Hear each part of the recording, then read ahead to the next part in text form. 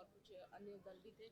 क्या क्या कहेंगे इस विषय पर? बाबा साहब ने कहा था कि जो संविधान में समता के अवसर दिए गए हैं, एजुकेशन में, राजनीति में और आर्थिक स्थिति सुधारने में, तो एक समय ऐसा आएगा कि वंचित वर्ग के लोग भी पढ़ लिख कर आर्थिक रूप से मजबूत होकर आगे बढ़ेंगे और 21वीं सदी कमजोर वर्गों के लोगों की होगी।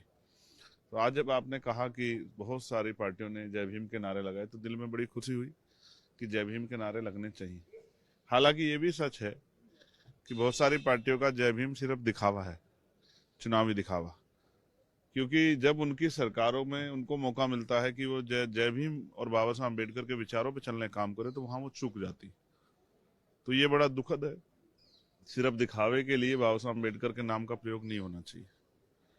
एक बड़ी चिंता जो है, कल से जो राज्यसभा में होम मिनिस्टर ने जो बयान दिया है, हालांकि उनका जो बयान था वो पूरे रूप से वो कांग्रेस पे एक हमला था, लेकिन जिस तरह के शब्दों का प्रयोग उन्होंने किया उससे एक बड़ा आक्रोश जो है हक वंचित समाज में है, उनमें गहरी चिंता है।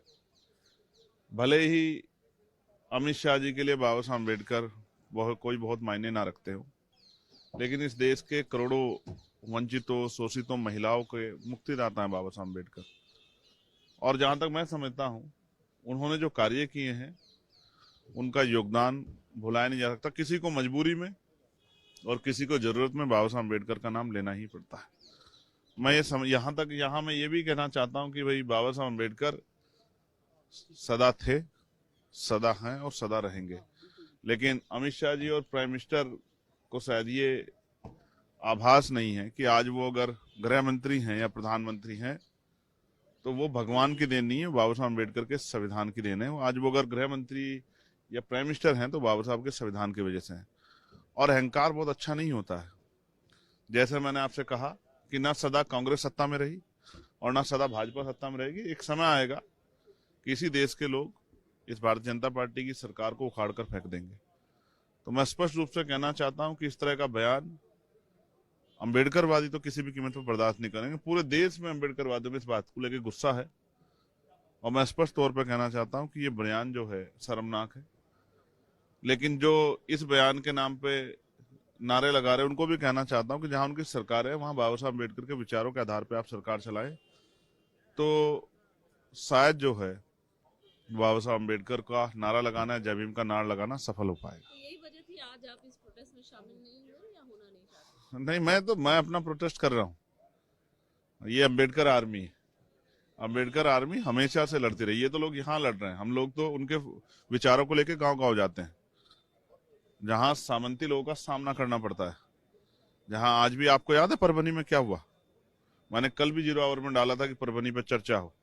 मैंने परसों भी डाला परभनी में। अब आप इसका एहसास करो इस बयान के बाद कि बाबा साहब अम्बेडकर की स्टैचू को छूने पर, उनके संविधान की प्रतिकृति को छेड़खानी करने पर परभनी में इतना बड़ी हिंसा हुई, इतना बड़ा जो है विरोध हुआ और पुलिस की लाठियों से एक नौजवान की जो लॉ की पढ़ाई की थी जिसने, उसकी जान चली गई।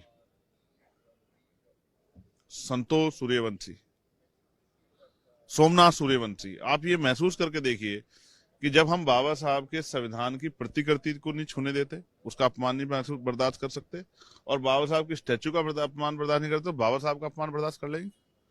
मैं आपको स्पष्ट तौर पर कह रहा हूं, बाकी लोगों का विरोध जो है वो राजनीतिक हो सकता है, हमारा विरोध उनके सम्मान के लिए। और अगर उनके अपमान कोई करने का प्रयास करेगा तो हमारे लोग उसको छोड़ेंगे नहीं।